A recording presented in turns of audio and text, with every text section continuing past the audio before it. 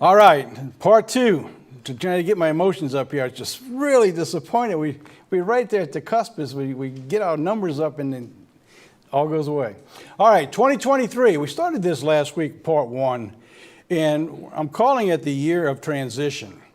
As we go through, and I'm going to show you why, some of the things that we're looking at. So this is going to be part two. It's going from the state of where we are today, that if the Bible's correct in what it's telling us, and if we're reading what we understand to be the conditions, the weather format, as we've been calling it, is that we're moving from a period today that's not going to get any better before Christ returns. How long that's going to be, I don't know. But I think the Bible does give us a roadmap, and we're going to talk about that today. So what can we expect in 2023? We talked about two parts of this message. So last week what we did is we defined what it is we want to cover in relationship to biblical prophecies. So when you look at the news and you got the internet now, you got millions and millions of websites out there. How do you weed through what's news and what's prophetic or what's biblical or not?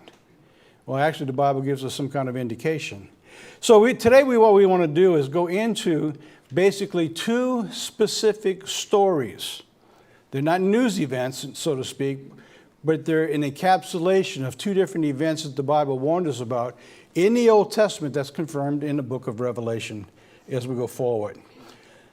So now, a couple of review slides from last week. First, generally around the beginning of any given year, people begin to make predictions as to what they're going to be looking for going forward. So we know that in sports, people begin to predict who's going to be the best team. They're already predicting who's going to win the Super Bowl. You name it, they're out there. Weather predictions are very popular this time of year. What can we expect going forward? Well, down here, we wait for the hurricane forecast to come out, what they think is going to be this year. Thankfully, they blew that one last year. Wow, we needed a break. I mean, we had like 5 the year before. How many did we have? 5, I think it was. In one season, we went through a lot. I mean, some of you here still are recovering from that hurricane that went through and just destroyed a little bit further west of us here. Then, of course, you have your financials. And I love the financials because everybody's got a winner they're picking. And if you buy their subscription and their prediction, you're going to make a lot of money. Of course, they don't give you the money back if you don't. That's up to you. But what about here? What do we talk about when it comes to religion? We're not even promised tomorrow. God says, take no anxious thought for tomorrow or what's going to happen. So what do we do when it comes to religion?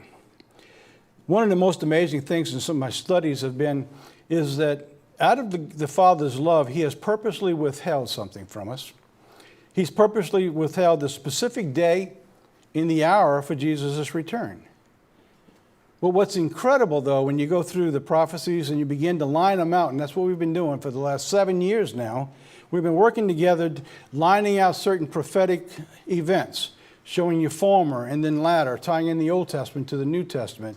Even 1 Corinthians 10 tells us that all those things happened to the Israelites. He said they were recorded for who? Our example for the end time, upon whom the ends of the world has come. And so what was amazing about that is that for every generation up until the last generation, it was fine to understand and read it as a story so that we don't do those kind of things.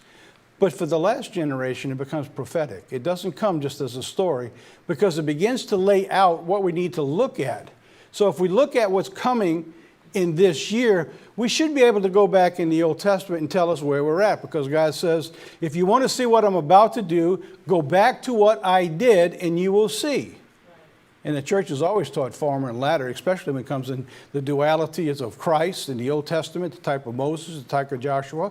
So we know the Bible's filled with the duality of events so that we have something to look at going forward. Daniel 2, verse 28 says this, "There is a God in heaven that reveals secrets and makes known to the king Nebuchadnezzar what shall be in the latter days."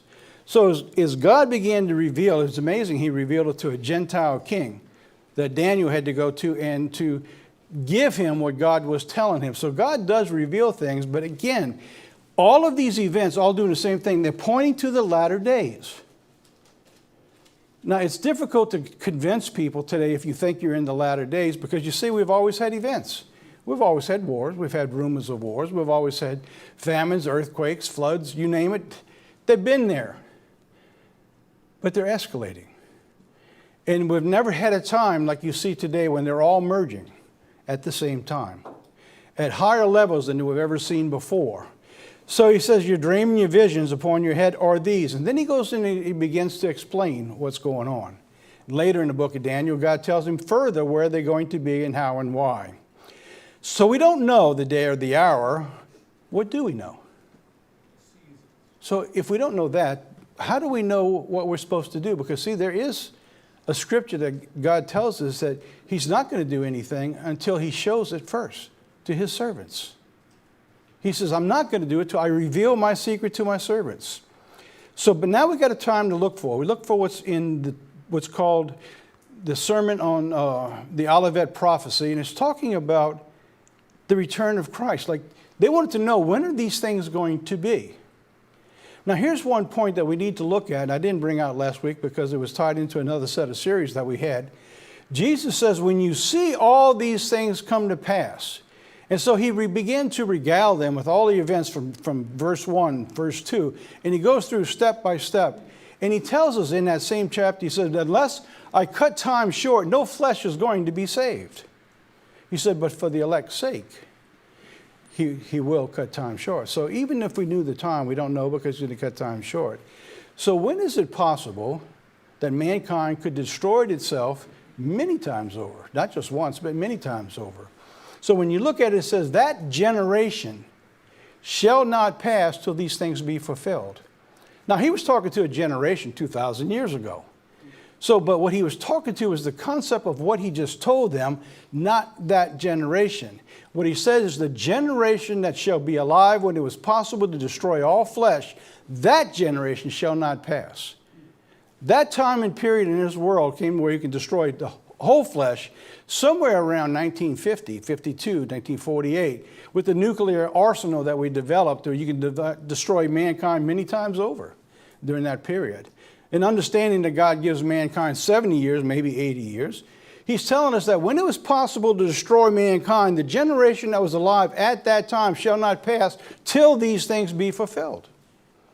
So now when we get to this stage, he's telling us here, he says, now learn the parable of the fig tree. He says, when you see it putting forth leaves, that you know summer's getting near. So likewise, when you see all these things, know that it is near, even at your doors. So when you look at a fig tree and you know springtime's coming, you see it sprouting, the green comes out, the leaves come out. What you don't know is how soon will that fig be ready to pluck?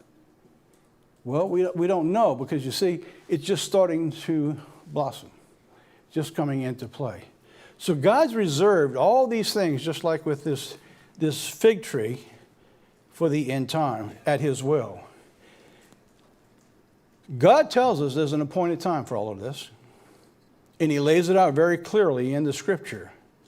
So what do we know? While we do not know the day or the hour, we are required to know the season. This is very, very important. Look what he says when he was speaking to the Pharisees in Luke 12, verse 56. He said, you hypocrites, you know how to interpret the appearance of the earth and the sky. How is it that you don't know how to interpret this present time? He was speaking to them spiritually. They had no clue what he was talking about. Standing before the Pharisees was the Son of God, the time coming for his appointed time to be crucified. They had no idea what they were telling him. He called them hypocrites.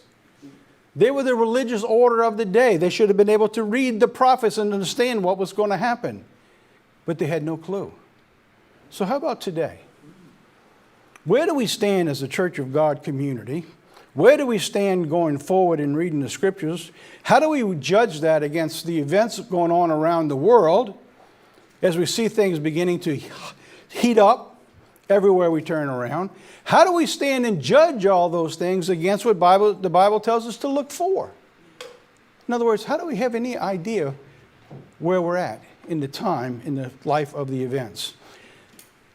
This was a chart I brought out last week. Of course, this is from a previous chart from 5 years ago.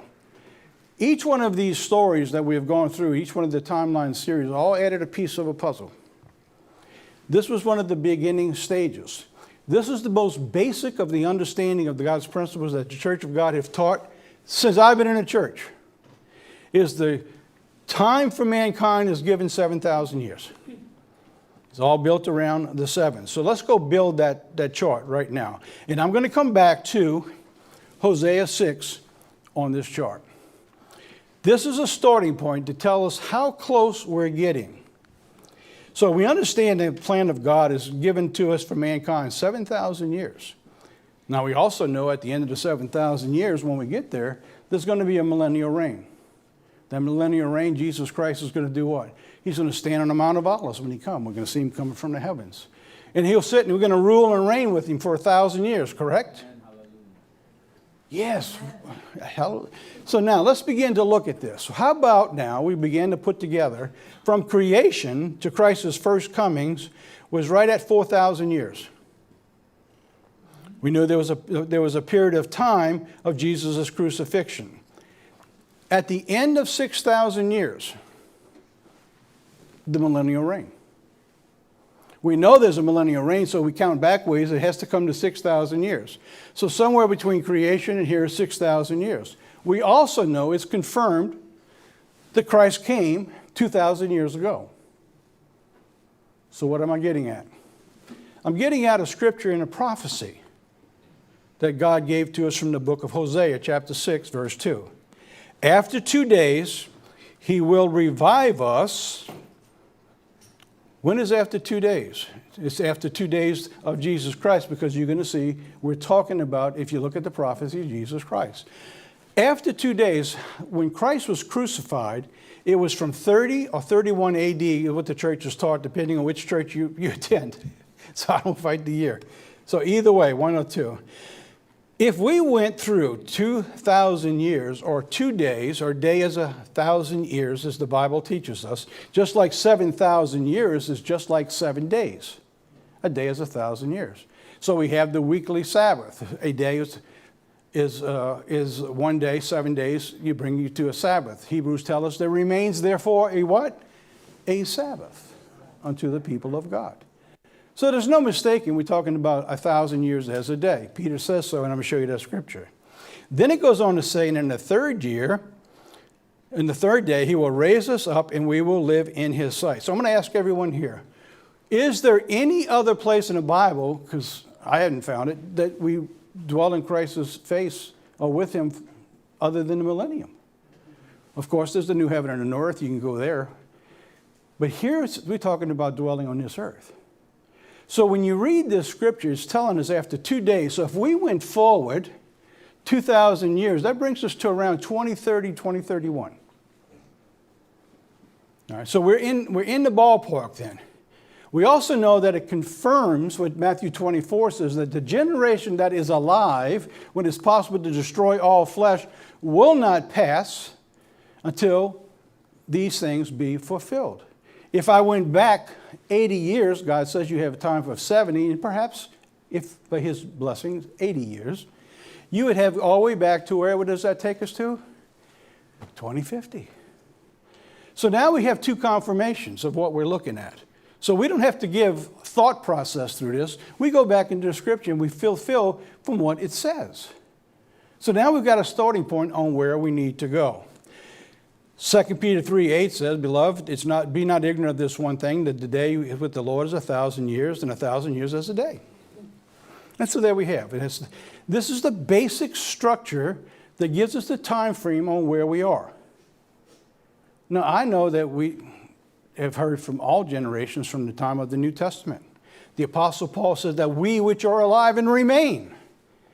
See, that's the merciful thing about not giving a day and the hour. Every generation believed it was going to happen in their time.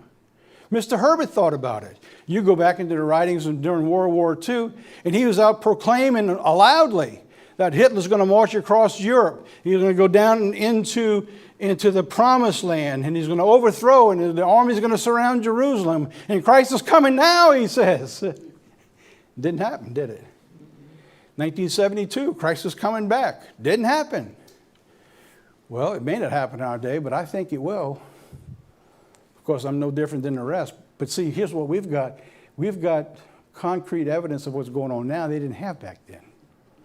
See, we can look back and see what did they miss, what did they not have that's being revealed in our day. So now I have a question. When you look at a chart like this, am I setting a date? No, I didn't set a date. The prophecy said the date, the 2 days in the third day, 2,000 years into the third day. Or is this an appointed time? Because the Bible is filled with, he says, at the appointed time. Just like when Christ came 2,000 years ago, that was the appointed time for his first coming, just like his second coming has an appointed time also. So when you understand the difference between appointed times and dates, there's a big difference. Hosea 6, 1 and 2, this is what we were reading before. Let us return to the Lord, for he has torn, he's going to heal. He's going to bind us up after 2 days, and the third day we'll raise us up and live in his sight. The only place that we know that Bible tells us that we're going to dwell, I mean live there, in his presence, is the millennium. There is no other place in the Bible. So it's unmistakable what he's telling us after 2 days. Why did he do that? Why did he go through the effort to put the prophecies out there if we're going to ignore them? Because he says, I'm not going to do it till I tell my servants first. One of the biggest problems I have in the Church of God community that I've had from worldwide is they're waiting for certain things to happen. Then they say, okay, now we're getting close. One of them is when armies surround Jerusalem. But when you look at the scenario when that takes place, it's almost over. And when you look at the seals, as I'm going to show you in just a second, there's a lot's going to happen before that ever comes. A lot's going to happen. So now, we put this together with 3 different timelines, and I'm just going to use this to build. We understand there's a 7,000-year period. In the Shemitah sermons, if you haven't seen that, go back and look at the Shemitah sermons. We know God breaks it down other ways. Your Shemitah is 7 years. You have a Shemitah cycle. Shemitah year is a day of rest, or a year of rest. You also have what's called a Jubilee, 7 of 7 years. When you look at the Bible and the way it lays out, as we understood from Noah, the 120 years, and you look at that period of time, it's appointed for mankind to have 6,000 years. Now, that's a little complicated, but when you break it down, it's broken down into 50-year cycles. Each 50-year cycle to a Jubilee brings you into 7-year cycles, which gives us the Shemitah year. So God has laid all these things out, and what is amazing, you put all these things together, and when you begin to pinpoint the prophecies and the scriptures together, every one lines up perfectly. Every one. They're all built on 7s. And you don't have to make up anything. You just go to the Bible and let it point it out. And that's what we've been doing for 7 years. In the 7-year cycles, we understand the form and the ladder when we go back into 1 Corinthians 10, where God tells us, remember what was recorded in the days of old with the children of Israel coming out. He says, so you don't make the same mistakes. One of the things that God has, talking about going into a captivity, is understanding Joseph's 7 years of richness and 7 years of lean. Those are unmistakable. So I asked the question, and this is something you want to prove for yourself and see if it's true. Is it possible that in the end time, because of the duality of events, that we're going to live through that same period of time? Now, what I want to do today is to make a case that I believe what God has showed us from the book of Genesis, and Joseph, the 7 years of richness, 7 years of plenty that we have just gone through. 7 years of richness. And if you look at the news today, they're talking about 7 years of difficult times coming ahead. Will it happen? I don't know. But what if it does? What if it does? And everything else is lining up just like it's supposed to, just like 7 years of lean. What if God not only showed us 7 years of lean, but he pinpoints year by year in those 7 years how it happens? Now, I'm going to show you today, if you missed last week, I'm going to take it real slow and show you from the Old Testament that's exactly what God did. And will it happen like that for us? Well, you know it's starting to. In the next 7 years will tell. So let's put this together now. So now we have our 2 7s, the 7 years and 7 years. And what is amazing is this, is that where the prophecy lines up around 20, 30, and 31, the Pope came out after the 8th blood moon tetrad, which caused people to say, oh, there's nothing to it. And I dare say, go back to Genesis 1, where God says, I put these things in the heavens for signs. First thing he did, remember? For signs. That's the only thing we got to look at from back then. So you go back and we look at that. That's the 8th blood moon tetrad since Christ. 8th is new beginnings. And in the book that I wrote on the blood moon tetrads, it shows us now that it wasn't the end like they were trying to teach back in 2015. It's the end of the world coming. You're going to go to your tribulation, and you're going to go through, what do they call that when they, huh? That's it, rapture. Why couldn't I think of that word? Rapture. Before you get raptured away, that's what they thought was going to happen. And so we went studying into it and said, no, that's not exactly, not at all. We're not even close. But it is a time that looks like everything began to change going forward. And it's interesting, he brings the 2030 agenda right at the same time quoted from the prophets.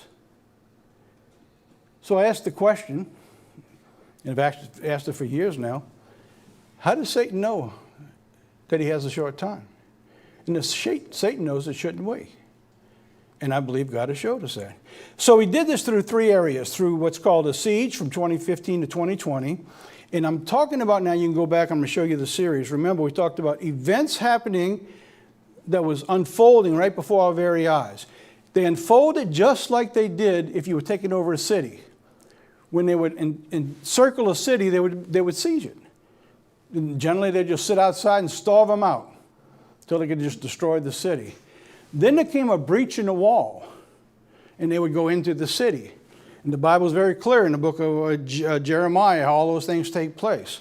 Well, you see, when we look at America the same way, and we put our eyes through a spiritual lens, from 2015 on, by the time we engrossed gay marriage and the everything that followed after that, to the stage now it's okay even for pedophilia in many areas already, is that began to siege our mindset, the spirit. And you think of Lot, who said his soul was vexed daily because of the city he lived in.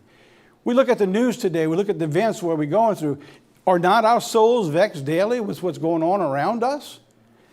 And then the breach came, and the breach came in the breaking down of the Constitution and your protections that was endowed by God from our founders to keep us safe and free, to be able to preach the gospel freely without persecution. That breach began. And here now, the enemy is in the camp. And now we're beginning to see the Christians, even here in America, the conservative values destroyed. And now if you don't agree with the left and you don't agree with all the nonsense that's out there and the wokeism, you can't get jobs. You're kicked out of places. And there's attacks going on, and they're actually beginning here in America to assault and attack Christians. Right here, even in America. We covered those thoroughly in 2018 in America Under Siege. In 2021, the repairing of the breach when we went through that. And we went in even more detail about wearing out the saints in 2022. And each one of those series, what we did is we compared the environment you lived in against Scripture. And in every case, they lined up perfectly, just like the Bible said that they would, leading to the 7 years. And now we come to now. So now we come to 2023, and what are we looking at? Don't forget what God says here. God says if we can't tell, if you're in a church community and you can't tell the time you live in today, you need to sit back and take notice of what's going on around you. Because you see, you don't want to be in that boat where you're giving and taking in marriage and just, I want to be careful because my daughter just got engaged. So by all means. But what it means is in reckless form, just going about your merely life without cares of God and what's going on around you. Because you see, God put into the church the mindset, the spirit, to be able to guide and direct where we go and what we do. And that means we have to be able to see what's going on out there, put our mind into the Scripture and say, this is what's going on. And it's time to repent. And if you haven't repented, we need to do that now. Because I don't know how much time we've got, God says. going forward. So now, let's take that information, and here's the 2022, and there's 2029, and 2036 always pops up somehow in the charts. Does that mean Christ is not coming 2030 or 31? I don't know. But there is a 2036. Maybe we have 7 more years. So in other words, you live as if Christ is coming back, but you need to understand that he may not for another period of time. So now we go forward. Let's begin to put our years up. And now what I want to do is put our years going forward, 7 years, and I'm going to build that on what God laid out to Joseph. Now I'm going to go slow here because to me it's exciting. It's really, really exciting, and I want to be able to get this point across. So I have 2022, 23, 24, and I'm tying these into 7 years of lean. And this is where I'm picking it up, because I believe we just came through 7 years of plenty. And boy, the last 7 years, there was a lot of everything running around. But when COVID came, everything changed. There's still plenty around. Why? Because they spent $10 trillion trying to overcome. That means the businesses, the politicians especially, are rich with money. But if you look at last year to this year, the savings are dropping. The businesses are beginning to fail. Our own regulatory system now is raising interest rates so they can slow down everything and collapse the society so we can get inflation under control. So tens of thousands of people are being laid off right now. And it's beginning to snowball. And they're telling us this is going to be a good year. Wow, I don't see it, but maybe so. Then you have Genesis 43, verses 1 and 2. Now let's take a look at those scriptures real quick. We've covered them before. So when Jacob saw that there was corn in Egypt, Jacob said to his sons, "Why do you look upon one another?" And he says, "I have heard that there's corn in Egypt. Get down there and buy for us thence so we can live and not die." There's a boldness in his voice. There's confidence. We got money. There's corn in Egypt. There's bread in Egypt. Go get us some food. And so they did. So let's put that there for our first year, because that was the first year. And you read through the chapter, you will see that's the first year. But then comes the next chapter. The next chapter tells us it's the next year. So now we're in year 2 of the 7 years of lean. So the famine was sore in the land, he says, and it came to pass when they had eaten the corn out of Egypt, and the father said, "Go again and buy us a little food." See, the confidence is gone. Money's drying up. They got issues now, so go get what you can get. Go buy us a little food. So now that's year 2, and if you look in the chapter and you read through it, it says that was the second year. I'm not making this up. Go read it. So I'm putting you the scriptures up there. So now we come to Genesis 45. Genesis chapter 45. Now his father's coming to him. Remember, they didn't want to give him the food. They trapped him, put everything back in their bags. Remember the story? So he wanted to keep one of the sons because he's trying to get his family into Egypt. He said, "These past 2 years, there has been a famine in the land, and there are yet 5 years." Now that's Genesis 45. Year 1, year 2, and confirmation in Genesis 45. So now let's put that down there. But now it gets really exciting. And I've never seen that until this year, and this is why I delivered it last week with excitement. So now we go to Genesis 47. Genesis 47 begins to lay out something really very clear. Let's put in the last 7 years. So you go from 23 all the way to 2029. Now we have the 7 years of lean. We got the first 2 years already laid out in the first 2 years here. Is that exactly how it's going to lay out for us today? I don't know. But Jesus says, I don't want to be one of them hypocrites that I can't at least take a look at what's going on. What if God's showing us that what to look for today was already given? He says, if you want to see what I'm doing, go back and look what he did. He also told us in 1 Corinthians 10, as I said a few minutes ago, these were reserved for the generation upon whom the ends of the age have come. Now we go through our 7 years. Let's put it up. Full 7 years, 2029. Now, we don't know the seals, do we? We don't know exactly when they start and when they don't. So I always kept that on the floating scale because I don't know. Some people think we've already entered the second and third seal. I don't see it that way, but I guess it's possible, but it might be. But there's certain events that has to come to play that you're all going to see that. So now we got Genesis 47 coming in, verses 13 through 22. Let's move that down and let's build the last 7 years according to Genesis. Genesis 47, 13 through 22, and I'm going to put in 23 toward the end. So the lessons from Joseph and his lean years. When you begin to define Genesis and what God laid out, you see that there's 3 periods of time that God tells us in this story. It's important to understand that. 3 periods of time. The first 2 years is before his dad, or Israel, I guess his grandpa, no, it's his dad, is brought into Egypt. The first 2 years is before Israel or Jacob is brought into Egypt.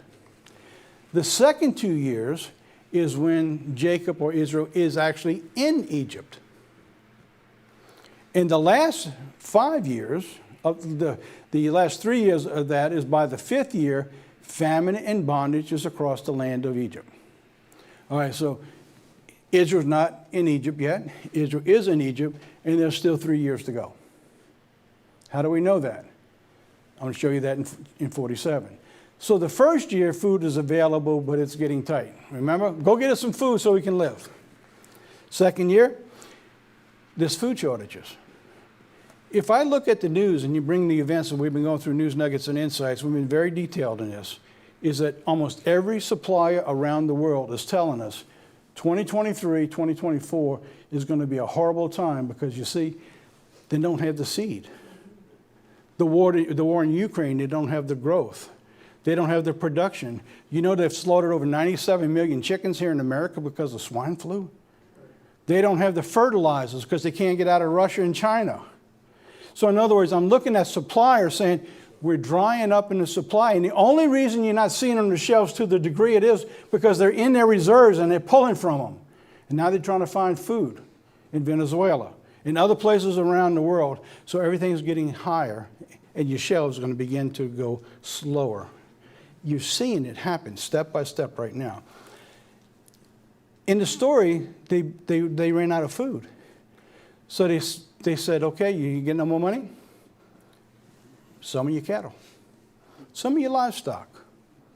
So you begin to say their way of making a living was gone. This is the year 3. In our period of time, we're looking at around 2025. Then it gets worse. By the 4th year, the people have sold their lands and themselves to Pharaoh. The last 3 years does what? The last 3 years, Pharaoh owns everything. Everything from one end of his border to the other. Nothing can be bought or sold without Pharaoh's permission. Does that sound familiar when we look at the beast? No one can buy or sell. Now we got an ominous duality beginning to show up here. So what is going on there? Let's take that. So there's our floating seals. We don't know where they float. We don't know at what period of time the seals begin to open and close. There's one thing you do know. By the 4th seal, 25% of this planet is destroyed. A quarter of mankind is wiped out. And here's why I was upset with the churches of God who are still teaching the same thing today. Is when you see armies surrounding Jerusalem. Well, wait a minute. A quarter of the planet is wiped out. Armies surrounding Jerusalem doesn't happen until just before the return. He says it's right at your doors by now. You don't think we're going to recognize what's going on? Because as soon as that happens, what's next?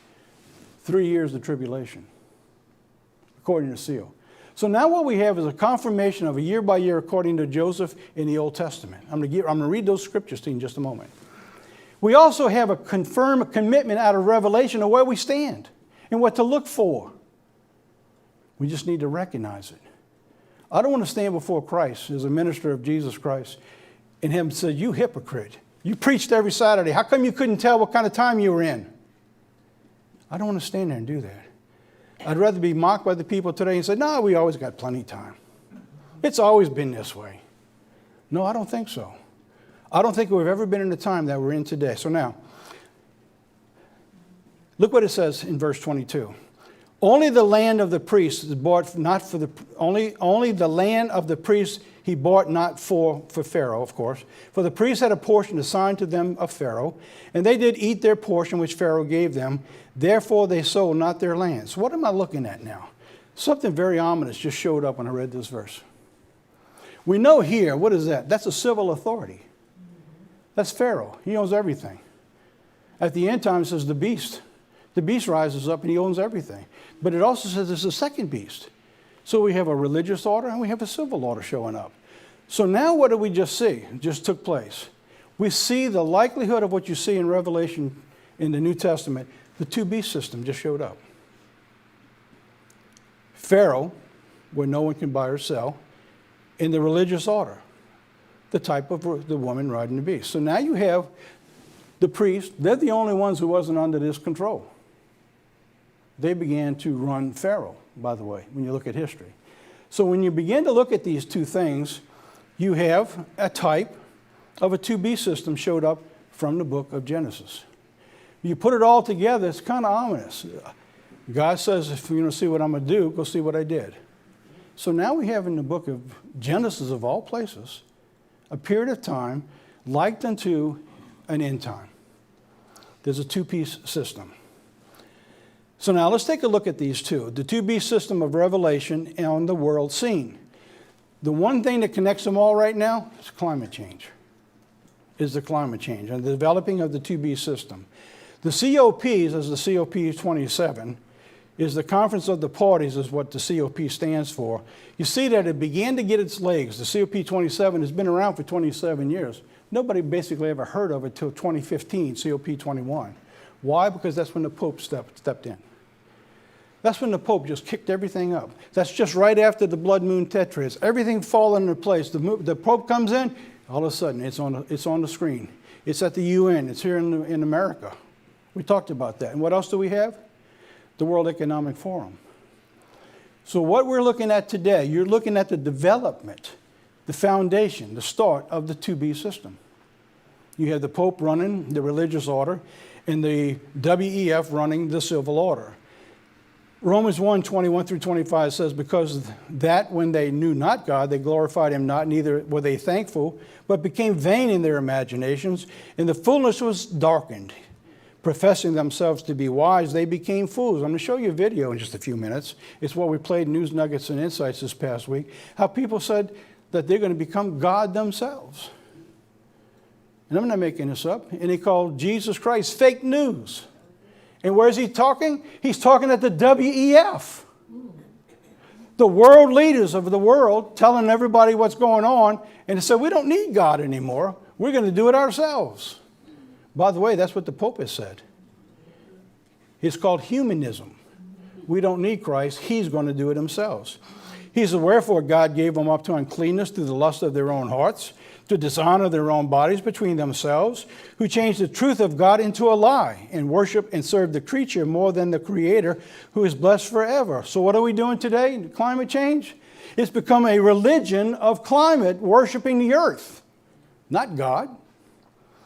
So again, you have a fulfillment of what God said is going to come from the book of Romans, taking place right before our very eyes. It's being fulfilled as we stand here. Now, let's look at the verses in Genesis. So Joseph placed his father and his brother and gave them a possession in the land of Egypt, in the best of the land, in the land of Ramesses, and Pharaoh had commanded. Amazing how God moved Israel into a position to be in the most lucrative, luscious place in the land. And all his father and his household and his bread, according to Joseph. And Joseph gathered up all the money that was found in the land and in the land of Canaan also for the corn which they had bought. And Joseph brought the money into Pharaoh's house. And when the money failed, he says, in the land of Canaan, all the Egyptians came to Joseph and said, give us bread, for why should we die in your presence, but our money fails? In other words, why should we can't live? you're going to see more bank failures. You're going to see more bankruptcies over the next 2 years. And it's all going to follow a similar pattern to what's laid out here. It's the law of order of economics. And we're in that stage right now. By the way, we said this in 2008. And it was just a few months later it all collapsed. And we talked about the coming economic crisis, and we warned everybody, get your money out of the banks, get your money saved and put aside, pay off your bills. And those who listened to it, they never lost a dime. And what I'm saying again, this is coming. It's coming slower because, see, it's not centralized like it was back then. This is global. And it's going to be worse.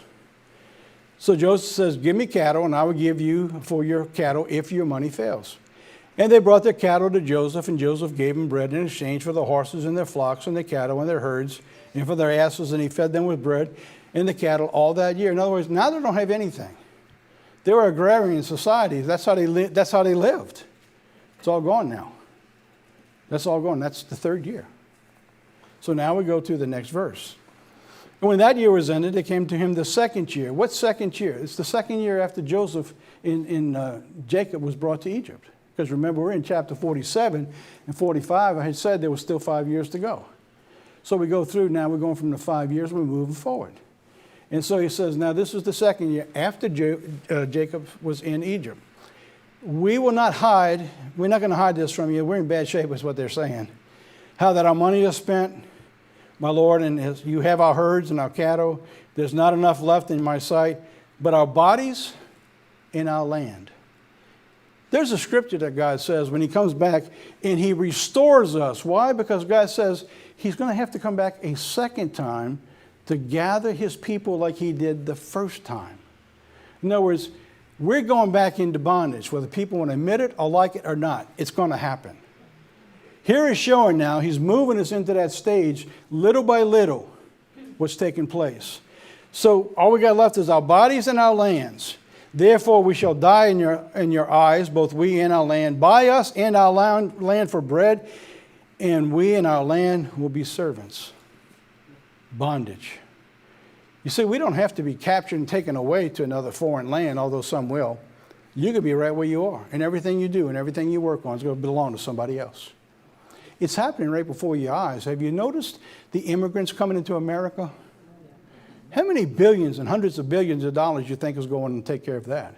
And the medical bills and everything that's taking place. Last month alone, 251,000 people in 1 month came across the border. That's 250,000 people. And they're here. Who's paying for all that? See, you're doing this already, stage little by little. This is, give us seed that we may live and not die, and the land and be not desolate. So Joseph bought all the land of Egypt for Pharaoh and the Egyptians, sold every man his field because the famine prevailed over them, and so the land became Pharaoh's. And as for the people, he removed them to the cities from one end of the border of Egypt even to another, to the other end. Look at Revelation 13, verse 1. He said, now I stood upon the sand of the sea, and I saw a beast rise out of the city. It was given him to make war with the saints and to overcome them. Well, of course, that's what God says. He's going to have to come get us out of bondage again. But you see, there's a way that God also says that he protects and he secures. And we covered that in another time. Over every kindred, tongues, and nations. Now verse 22. Only the land of the priests that he bought for the priests had a portion assigned to them of Pharaoh, and did eat their portion which Pharaoh gave to them. Wherefore they sold not their lands. Then Joseph said to the people, behold, I have bought you for this day and for your land and Pharaoh, and here is the seed for you, and you shall sow it. When did they get to sow it? Not for 3 more years, because there's a famine in the land. So they were stuck under Pharaoh's rule for 3 years, and when they went back, they were Pharaoh's bondservants, and they had to give him 20% of everything they produced. And they became, Pharaoh and Egypt became the most powerful nation on the planet at that time. So what are we looking at now? So if we were standing with Christ and he says, tell me what kind of conditions are that you stand today, what would we tell him? Or will we come under the hypocrites being where we're at? The truth is the world is changing, and 2023 is a year of transition, the first year of the next 7-year cycle of God's plan. In the declaration of Seven, the Declaration of Seven, the Congress of World Leaders in the Traditional Religions, they adopted Chrislam. This is the Christian faith. They adopted Chrislam, the merging of Islam and Christianity, as the official religion. The religious leaders of the world have adopted this. 2022, September 15th. It is, around the world, the law of Christianity today, of Chrislam. Now, I'm giving you the headlines because I don't just give you a story, my opinion on this. I want to show you what's happening before our very eyes. Here at Dubai is the One World Religion Chrislam buildings. It was supposed to open in 22. It's 80% complete. The COVID slowed them down a little bit, but it is 80% complete, and they think that this will open in 2023. We covered this in News and Nuggets. So what you have here is the Jewish, the Islam, and Christians in Dubai.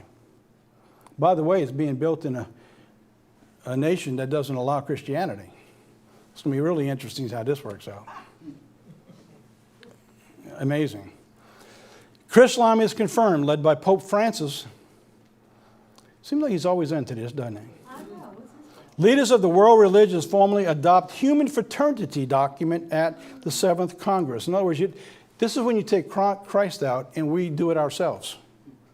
You know, what could go wrong with that? We note that pluralism, this is a quote, we note that pluralism in terms of differences in skin color and gender and race and language and culture and are expressions in the wisdom of God's creation. Well, of course it is. However, now comes in their opinion. Religious diversity is permitted by God. Really? Find me that scripture.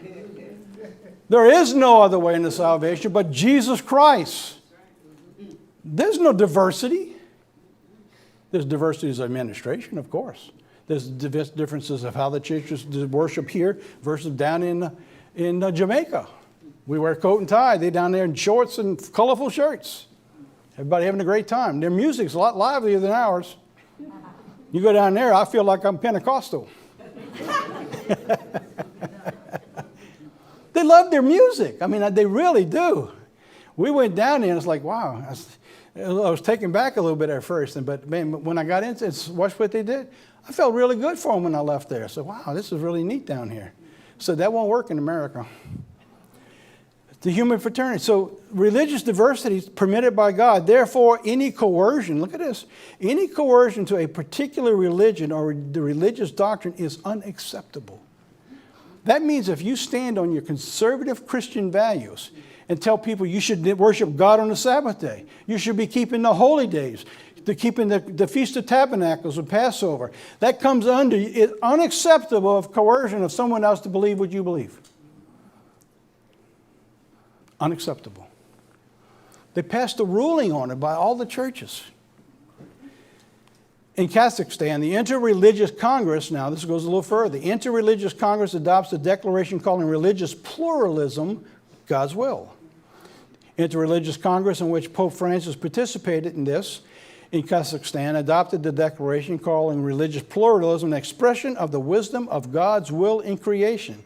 The 35-point declaration was adopted by a majority of the delegates of the 7th Congress of World Leaders and Traditional Religious Leaders in September 15th. Now, I don't know if anybody's talking about this in the churches that you all attend, if you're not attending here. This is not being discussed. So the problem with that is you don't recognize how the world is changing around us. Because you see, you live in America, and we got this little bubble. And the news is only going to give you what they want you to hear. But God says the world is going to change before he comes back, and that's what we're looking at. The Pope and other religious hail the human fraternity document at Kazakhstan summit. He says, in our everyday military conflict or hotspot of tension or confrontation will necessarily have a baneful domino effect and seriously compromise the system of international relations. In other words, we can't divert from what's going on because it's going to create conflicts around the world. Really? Because you have a different religion? That's what they're teaching. By the way, that's what the left is teaching in the social order in America. Because you're not left, you still have these conservative values, you're causing a disruption in our society. They went out with the 10 Commandments. Remember the Justice Climate Commandments, the 10 Commandments. COP27, the religious order. 40,000 attendees in the Sinai Desert, including the 100 world leaders in the business and other sectors, came together at Mount Sinai, of all places. Christians, Muslims, Jews, and other religious figures to participate in the UN Conference on Climate Change. The UN Conference on Climate Change took a 100% right turn, or left turn, whichever you want to call, into religion. Everything now evolves around the religion of climate. It's become a religious order. Look at this physicist says. The physicists predict that Earth will become a chaotic world with dire consequences if the Earth system goes into the region of chaotic behavior. We will lose all hope of somehow fixing the problem. Have you heard John Kerry at the World WEF? And who's the guy who went crazy? The guy who says he invented the internet. Gore. Gore, was that Gore over there? Yeah. Man, he was crazy. He's hollering at him, and the world's bubbling up in the seas. Like, I've never seen a sea bubbling up, you know. I've been a diver. I've been in water all over the place diving. I've never seen a bubbling sea anywhere. But that's what they teach in the world, and it's got the world scared that unless you come under play. And when it happens, when it begins to happen, who are they going to go after? Those who don't play ball. Those who don't agree with climate. Those who will not keep up with what the Pope's saying. Prince Charles, before he became king, he talked to the world leaders at the COP26 a year ago at the conference on climate on November 1st, 2021. He gave a speech. It was before 120 world leaders, and there was over 40,000 people attended that COP. 22,000 party delegates from countries around the world and 3,800 media reps at COP26. This is not a minor event that's going on. These are the leaders around the world.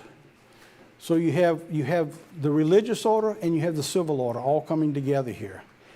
He said it will become a deadly prophetic proclamation of doom. Now, he didn't say that, I did. He made a statement that I'm going to play to you in just a second. I said that that's going to become a prophetic proclamation of doom. He became king just a little bit after that. And he was talking about the COP26 climate issues. This is only about a minute long. But look what he said we need to do if we're going to solve the problems of this planet. Let's play that video. As we tackle this crisis, our efforts cannot be a series of independent initiatives running in parallel. The scale and scope of the threat we face call for a global systems-level solution based on radically transforming our current fossil fuel-based economy to one that is genuinely renewable and sustainable.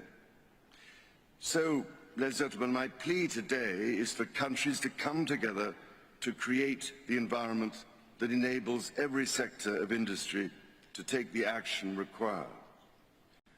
We know this will take trillions, not billions of dollars. We also know that countries, many of whom are burdened by growing levels of debt, simply cannot afford to go green. Here we need a vast military-style campaign to marshal the strength of the global private sector. With trillions at its disposal, far beyond global GDP, and with the greatest respect, beyond even the governments of the world's leaders, it offers the only real prospect of achieving fundamental economic transition. The only way this is going to work, pump in trillions of dollars, and they're asking for $5 trillion a year right now, and give the power, total authority to one man. Unfettered. Where did I read that now? Oh yeah, that's Revelation, isn't it? Talking about the beast's power, what's coming. It's all amazingly tied in together. He said it's the only real solution. He said we need a vast military-style campaign to marshal the strength of the global private sector with trillions at its disposal, far beyond the global GDP. In other words, we don't have enough money in the GDP, but we're going to produce and give more than we make and give it to this guy to get us out of this. to transition from our fossil fuels to renewable, which we don't have. So we shut down what we have that God gave us that could last for 1,000 years to something we don't have that won't work. And we're going to produce it beyond our capacity to make. And every country has tried to do this has failed. With the greatest respect beyond even the world's leaders, he said, it offers the only real solution. Where's Jesus Christ in this? It's nowhere to be found, is it? We're going to fix our own problems. We don't need Christ. And that's basically what the Pope has said. In the aftermath of all these things, the government new beginnings and the shifts in the world, we're beginning to see the health shifting to one governance. All the way around the world now, we're coming under one governance in our health situation also. Klaus Schwab at Davos 2022 said they were ready to save the world. We're ready. We're going to save the world. Really? Well, we're into 2023. How well did you do last year? It's not getting any better. But if I look at Joseph and what was laid out, it didn't get any better then either. In other words, what they had was rain. We're looking at the spiritual curses that God's bringing on mankind. So it's not going to get any better until this world gets on its knees and repents before Jesus Christ to turn things around. Then we'll have rain in due season. Then we'll have the things that we need. But according to the Bible, when it says, in each one of those times you go through the chapters, it says, and man, and they repented not yet. In other words, it's not going to get better. And so when you watch the news people and they say, oh, it's going to get better, no, it's not. Because the Bible shows us it's not going to get any better. 2022 was the most timely and consequential forum ever, according to Klaus Schwab. He said the return of war, epidemics, climate crisis, and all those disruptive forces have derailed the global recovery. Well, of course it did. Those are curses from God. Climate change isn't something that just happens. God says, if you look at Leviticus 26 and 28, he said, this is what's going to happen if you disobey me. And we're reaping the curses of those events right now. Now, this is going to blow you away. If you've never seen this video, it's about 3 minutes long, talking about man becoming God. This is Klaus Schwab, who's running this whole mess, and his advisor. This is the guy who's telling him what to do. Let's play that video. I have described what goes on in Davos with the World Economic Forum as a satanic cult. A literal, I think I've even called it a literal satanic cult. Is that going too far? Well, watch this and then decide for yourself. COVID is critical because this is what convinces people to accept, to legitimize total biometric surveillance. If we want to stop this epidemic, we need not just to monitor people, we need to monitor what's happening under their skin. What we have seen so far, it's corporations and governments collecting data about where we go, who we meet, what movies we watch. The next phase is the surveillance going under our skin. We're now seeing mass surveillance systems established even in democratic countries, which previously rejected them. And we also see a change in the nature of surveillance. Previously, surveillance was mainly above the skin. Now it's going under the skin. Governments want to know not just where we go or who we meet. Above all, they want to know what is happening under our skin. What's our body temperature?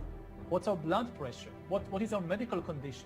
Now humans are developing even bigger powers than ever before. We are really acquiring divine powers of creation and destruction. We are really upgrading humans into gods. We are acquiring, for instance, the power to re-engineer life. I know that in recent years we saw populist politicians undermining deliberately the trust that people have in important institutions like universities, like respectable media outlets. These populist politicians told people that, say, scientists are this small elite disconnected from the real people. I mean, all this story about Jesus rising from the dead and being the Son of God, this is fake news. Humans are now hackable animals.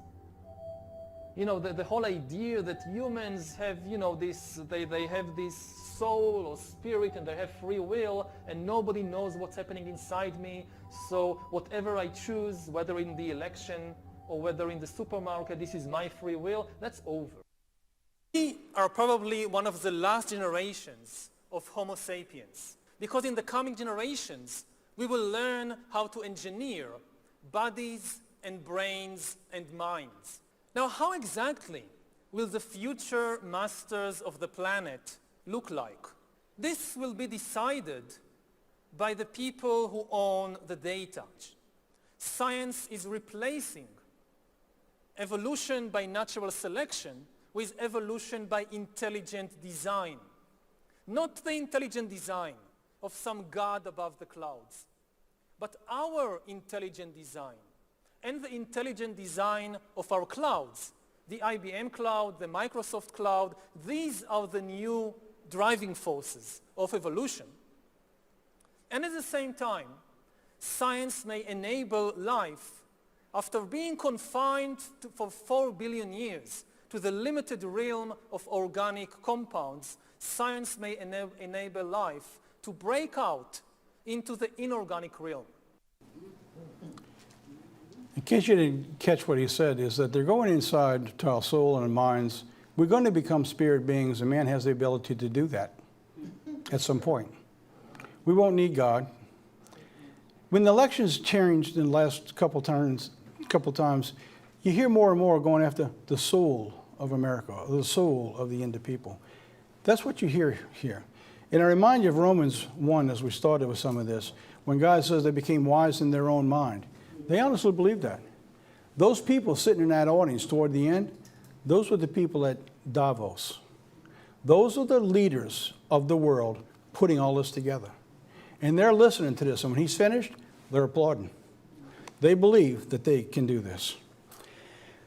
Coming economic global collapse. Now begin to wind it down here. The catastrophic outcomes from Davos, the elite are worried about global volatility and the cost of the climates. Davos 23, when looking ahead, establishing the global control. The problem, Klaus Schwab said, the problem is a lack of global governance.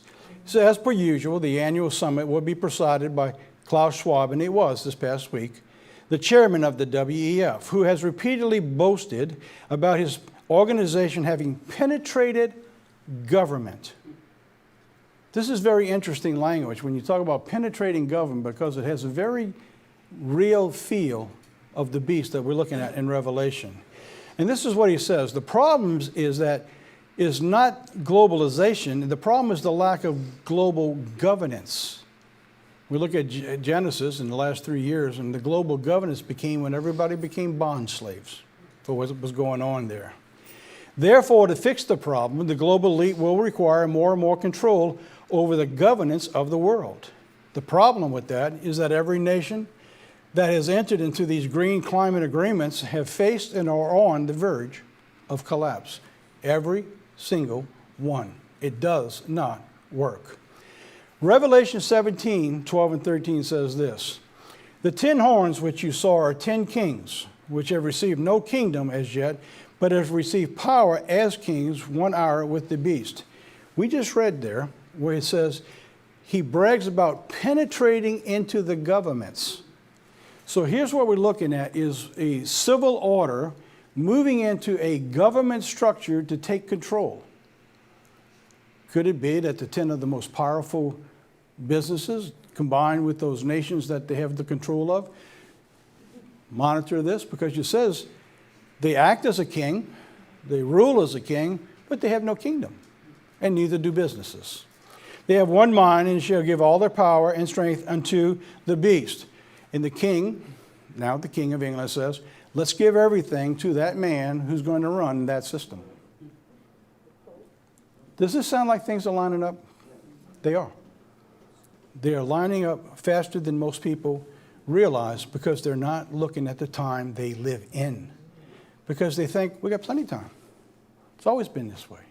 We could have another 30, 40 years. And if you know me, you know my intensity of the time we live in today.